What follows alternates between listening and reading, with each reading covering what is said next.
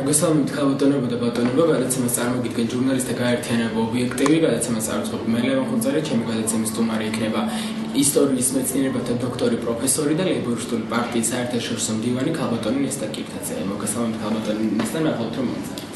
გამარჯობათ, მოგესალმებით ლევან და მე ძალიან სიამოვნებს, როდესაც თქვენი თაობის სტუდენტობის ერთ-ერთი ყველაზე აქტიური წევრი, რომელიც ბოლო პერიოდის საპროტესტო მანიფესტაციების, აქციების, მართალი სიტყვის, სამშობლოსათვის მსახურების მთელ სამ სიტუაციაში ჩვენი ლევან ხუნძარია იყო ერთ-ერთი პირველი და ძალიან სიამოვნებს, როდესაც დღეს აი ამ ამპლუაში გხედა. მადლობა. მოკლედ, ჩემი პირველი კითხვა მდგომარეობს შემდეგში ხალბატონესთან. მაინტერესებს თქვენი პოზიცია და თქვენი პარტიის პოზიცია ეგრეთ წოდებული 13-იანელებთან დაკავშირებით, ანუ იმ პარტიებთან დაკავშირებით, რომლებიც მონაწილეობენ საარჩევნო გარემოს გაუმჯობესების საქმეში, ანუ გამოუვათ მათ რამე და ეს ხო არ არის ხელისუფლების გახანგრძლივების პროცესი, ხო არ ემსახურება ეს პროცესები. მე მდელევანი რომ დავაზუსტო, ანუ დიდირვიანი უკვე დიდი 13-იანი შეიძლება. არა, ესე უძახიან 2013-მდე, რო დარჩეს ბატონი სააკაშვილი ხელისუფლებაში, ამ ყველაფრისთვის არის ეს პარტიები ამ ყველაფერში მონაწილეობენ. პირველში მინდა გითხრათ, რომ კიდევ ერთხელ მივესალმები ჩვენს რადიო მსმენელებს და რასაკვირველია ამ ტელეაუდიტორიას, რომელსაც შესაძლებლობა აქვს შემდეგ ტელევიზიითაც გვიყუროს. და მივესალმები შვენიერ ფაქტს, რომელიც თქვენგან მეუწყა, როდესაც დღეს საქართველოში უკვე იწყება კონკრეტული სახელების დარქმევა ყველაფერზე. მე ძალიან მომეწონა 13-იანელები, მართალი გითხრათ პირველად რაღაც სექტა მეგონა, თუმცა ალბათ განსხვავება სექტასაც ამ მოძრაობას შორის არ იქნება და ესეც იქნება მიხეილ სააკაშვილის ხსნის კომიტეტი, რამდენიც მე წარმოვიდგენია. მაგრამ ეს ყველაფერი ნახევრად ირონიულად და ნახევრად ხუმრობით ახლა რეალურად მივყვეთ პასუხს თქვენს დასმულ შეკითხვაზე, რა პერსპექტივები არსებობს.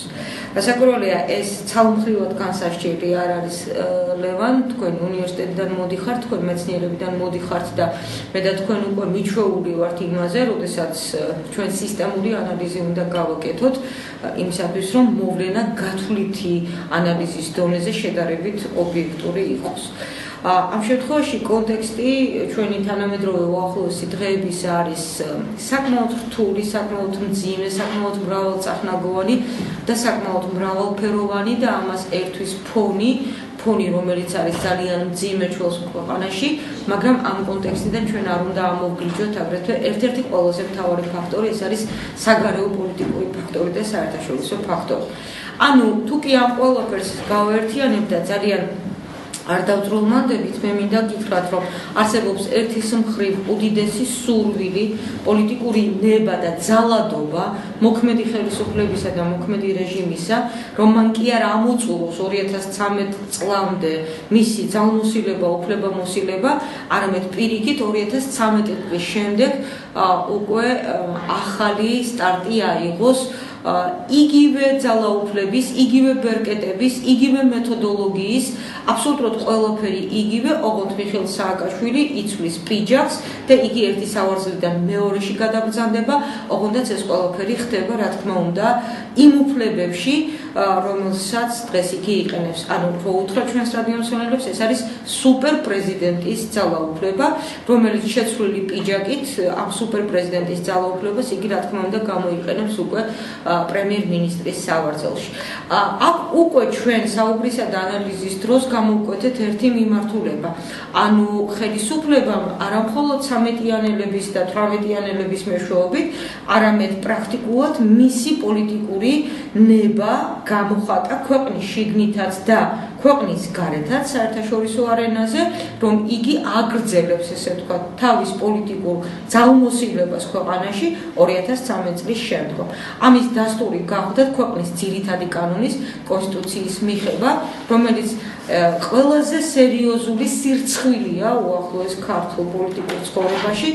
რატომ? იმიტომ რომ ერთი კონსტიტუცია უნდა იყოს ფართო კონსენსუსის დოკუმენტი, ვინაიდან ეს არის უფლებრივი დოკუმენტი ქვეყნისა ზოგადად, დაწყებული ქვეყნის რიგითი მოქალაქეებიდან დასრულებული რასაკვირველია ხელისუფლების დანაწილების დემოკრატიული პრინციპით და ან და პირიქით, ეს იმას ნიშნავს, რომ ეს უნდა ყოფილიყო ფართო კონსენსუსის საკითხი.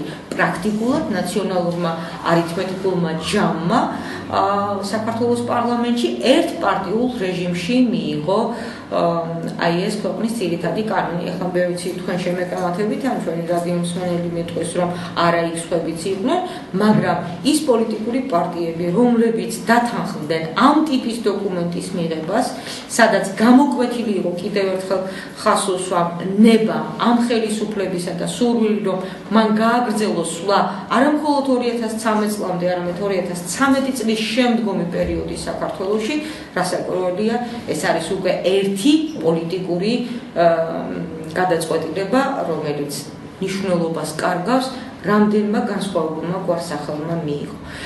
ასეთ შემთხვევაში უკვე მეორე საშველი თუ მაშველი რგოლი იგივე პოლიტიკურმა პარტიებმა გადააგდეს ამ ხელისუფლების სასარგებლოდ, ეს არის სწორედ ეგრეთ წოდებული რვიანის მოძრაობა საარჩევნო გარემოს გასაუმჯობესებლად. არ ვიცი, არ მინდა მონოლოგის ფორმაში წავიდეს, მაგრამ მე კიდევ ერთხელ შევახსენებ ჩვენს რადიო მსმენელებს, რომ დღეს ლევან ხუნწარიას სტუმარი არის იმ პოლიტიკური პარტიის ერთ-ერთი ლიდერი, საქართველოს ლეიბორისტული პარტიის ერთ-ერთი ლიდერი, რომელსაც არ ესწავლება რა არის არჩევნები და არ ესწავლება ამ რეჟიმის მიერ არჩევნების შედეგების მძიმე ხვედრი. უფრო მეტსაც გეტყვით, ჩვენ ვართ ერთადერთი პარტია საქართველოს სინამდვილეში, ყოველ შემთხვევაში ნამდვილად ესია, ჩვენ გვეუბნებიან, რომ მთელ საერთაშორისო მასშტაბშიც არის უნიკალური გამონაკლისი, როდესაც საქართველოს ლეიბორისტული პარტია სტრასბურგის ადამიანის უფლებათა დაცვის სასამართლოში შეტანილი სარჩელის შედეგად სტრასბურგის მოსამართლეებმა გამოიტანეს ვერდიქტი და ჩაწერეს, რომ საქართველოს ლეიბორისტული პარტია არის რეჟიმის სხვერპლი პარტია და ეს იყო სწორედ არჩევნებთან მიმართებაში. ასე რომ ჩვენ არჩევნების მძიმე ხვედრიც ვიცით რა არის და ისიც არ გვესწავლება, რომ ხელისუფლების ცვლა საქართველოში უნდა მოხდეს არჩევნების შედეგად და თუ კი მაინცა და მაინც სუბიექტურობაში არჩევნებით კიდევ ერთი ობიექტური ფაქტი მინდა ვთქვა, ეს არის პარტია, რომელიც ყოველ წამს მზად არის არჩევნებში მიიღოს მონაწილეობა და თავისი სტაბილური ამომრჩევლით, თავისი სტაბილური მხარდამჭერებით კონკრეტული სერიოზული შედეგი აჩვენოს. ამიტომ ჩვენი მეგობრები, ჩვენი კოლეგები, რვიანის არის თუ 13-იანელების ფიად კიდე სხვა რაღაცებიც დაერქმევათ ალბათ უახლოეს მომავალში, ნუ გვასწავლიან, რომ ხელისუფლება არჩევნების გზით უნდა შეიცვალოს. კიდევ ერთ არგუმენტს გეტყვით ლევან, უნიკალური არ იყო უკრაინის საარჩევნო კანონმდებლობა. მაგრამ ამას წინათ, როდესაც მე ვიყავი ერთ-ერთ საერთაშორისო შეხვედრაზე, უკრაინის წარმომადგენლებმა თავიანთი გამოსვლა დაიწყეს ასე და ისინი ეუბნებოდნენ 40-მდე ქვეყნის წარმომადგენელს. გილოცავთ, უკრაინა არის დემოკრატიული ქვეყანა. იმის მიუხედავად, რომ ეს წარმომადგენლები არ ემხრობოდნენ არც იულია ტიმოშენკოს და არც დღევანდელ მოქმედ პრეზიდენტს, მათ თქვეს, ისინი გახარებულები იყვნენ, რომ ამის მიუხედავად უკრაინამ შეძლო არჩევნების გზით ხელისუფლების შეცვლა. მათ უხაროდათ ფაქტი, როგორც დემოკრატიული პროცესი, როგორც არჩევნების შედეგი, არა კონკრეტული პოლიტიკური პერსონა ან კონკრეტული პოლიტიკური პარტია, არამედ თავად პროცესი.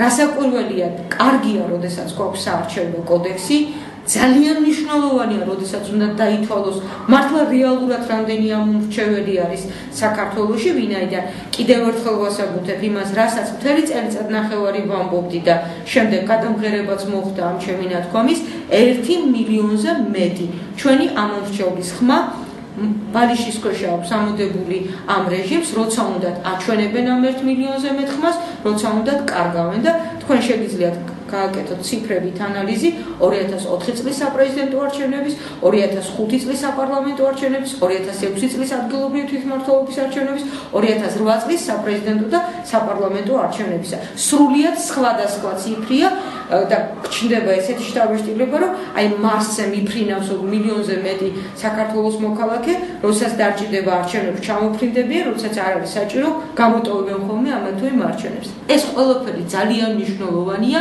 მაგრამ დამეთანხმეთ ყველამ ერთად, მათ შორის ჩვენმა რადიო მსმენელებმაც და ტელეაუდიტორიამაც, თუ არ იქნა პოლიტიკური ნება არჩევნების ობიექტურად ჩატარებისა, რასაკვირველია არჩევნები არ ჩატარდება. რას გულისხმობ ნებაში?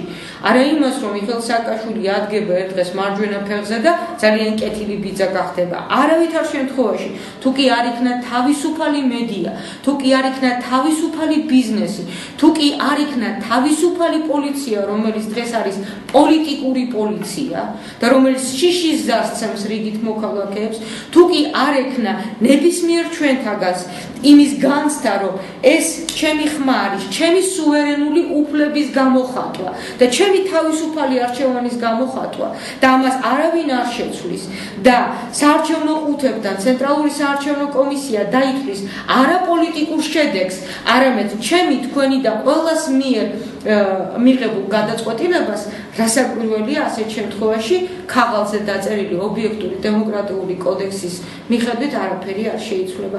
ამიტომაც, როცა ჩვენ გვეკითხებიან, თქვენ რატომ გადეკით განზე განდგომილები ხართ? არა, ჩვენ მოკიდვის გარეშე გვეუბნებით. ჩვენ არ ვენდობით ამ პროცესს. ჩვენ არ ვენდობით კონკრეტულ პოლიტიკურ პერსონას, ან კონკრეტულ პოლიტიკურ პარტიას, ან პარტიების ჯგუფს კი არა, 13-იანელებს და 18-იანელებს. ჩვენ არ ვენდობით აი ამ პროცესს, ვინაიდან ხელისუფლებამ ამ ტიპის პროცესი ბევრჯერ გამოიყენა, გაგახსენეთ NDI-ის ფორმატში, როდესაც ასეთი ზუსტად ეს შემადგენლობა შეიკრიბა პოლიტიკური პარტიებისა, გაგახსენეთ გუშინ 7 ნოემბერი იყო და 7 ნოემბრის შემსწავლელი კომისიებისა და ხელისუფლებისთან დათათბირების და მოლაპარაკების და მე ხა გამახსენდა ამ წუთში ლევა, შეიძლება თქვენს გახსოვთ, მახსოვს 7 ნოემბრის შემდეგ სტუდიაში ინგა გრიგოლიასთან ვისხედით მე, მარცხნივ მეშ და ზვია ძიძიგური, მარჯვნივ მამუკა კაციტაძე. როდესაც მე წამოვაყენე შეურიგებლობისა და პერმანენტული შეურიგებლობის პოლიტიკა და როდესაც ზვია ძიძიგური და მამუკა კაციტაძე უკვე ხელისუფლებასთან დასხდნენ მოსალაპარაკებლად, რატომ? 7 ნოემბრის შემდეგ. რატომ? ეხაც მესმის ყურში მამუკა კაციტაძის ხმა. აბა ახლოს თუ არ მივედით ხელისუფლებასთან ნესტანო, ისე როგორ შეიქმნება კომისია და როგორ დაისჯებიანო ეს ადამიანებიო. ვერც კომისია შექმნეს, ვერც 7 ნოემბრის საკითხზე პოლიტიკური პასუხისმგებელიც კი აღარავინ ჩანს, არათუ სამართლებრივად პასუხისმგებელი, ასე რომ ეს არის ერთ და იგივე პროცესი, როდესაც ქვეყნის პირველი პირი მოუჩლიქავს ენას ოპოზიციურ ფლანგზე რამდენიმე პოლიტიკურ ლიდერს და იქნება კამუფლაჟი, იქნება რაღაცა ფსევდოდემოკრატიული ვითარება დასავლეთის დასანახად, რომ საქართველოში არიან კონსტრუქციული პოლიტიკური პარტიები, რომელთაც სურთ არჩევნების გზით შეიცვალოს ხელისუფლება. აი ასეთი ფსევდო სიტუაციაში ვართ ახლა ჩვენ. და ბოდიში ძალიან გამოხსენია. ძალიან რთული პოლიტიკური ვითარება, მოჩვენებითი სიჩუმე, არის პოლიტიკური პარტიები, რომლებიც მონაწილეობენ მათ თამაში, ანუ ხელისუფლების თამაში, ხართ რამდენიმე პოლიტიკური პარტია, რომლებიც ხართ შეურიგებლები, არ მონაწილეობთ ამ ყველაფერში და თქვენ მისამართით ისმის შეკითხვა, თქვენ რადგან არ მონაწილეობთ ამ პროცესებში, რასაც ქვია საარჩევნო კანონის შეცვლა, კონსტიტუცია და შემდეგ, თქვენი გზა არის რევოლუციური გზა. ეს თქვენი დასკვნა?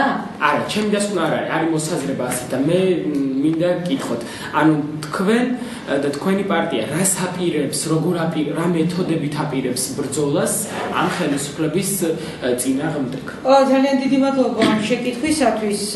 მე ასე გზებს არ დავყოფთი, ლევან, და არ დავყოფთი ასე ხელოვნურად რამდენიმე ხელისუფლების ჯიბეში ჩასმის